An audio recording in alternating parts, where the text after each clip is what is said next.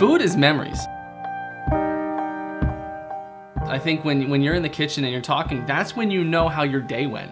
That's when you talk about how work went. You know, if you're out doing chores, you're distracted, or doing the laundry, you don't do it there. You do it when you're cooking, because that's the time to figure out how the day went. Was it good? Was it bad? You know, and then that's where you start those memories.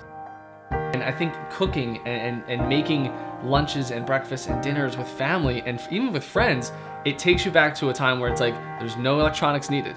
It's catching up, it's talking, it's learning, it's loving, it's all together, and it's all centered right there in the kitchen with cooking. Baking's always been a huge tradition in my family. I have the most fond memories of cooking and eating with my family and eating with Garrett's family and cooking with Garrett's family. I mean, that's really when I got to know his mom, just cooking with her in the kitchen. One of our baking traditions is that you wear underwear on your head as a hairnet. Garrett stepped right in, he did that with us, and we just laughed all night. I remember helping my mom or helping my grandma in the kitchen, and you just feel so empowered and excited, you feel part of it, and I can't wait to have that for our kids.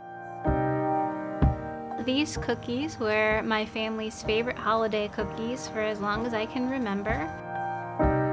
My grandma passed away a few years ago, so I've been trying to bring them to every holiday function ever since. My mom gave me the recipe after my grandma passed away, and it was very vague. It didn't have any directions at all. It just called for 1 pound of nuts. I had no idea what kind of nuts to use. So I had to do experiments and try to tweak the recipe as much as I could to get it to taste the same way. I think these cookies will always be in our family because I'll teach our kids how to make them, and they'll just always be around. When we were kids, I mean, that's what I remember, is just having moms in the kitchen doing their thing and waiting for the next awesome course to come out. Food has always been a huge part of traditions in our family. We get together at the holidays.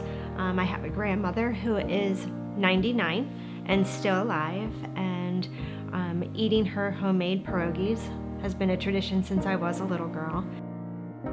We call my grandmother Mom, and she would teach my mother and my sister and myself how to make them, and just was a really special time with her.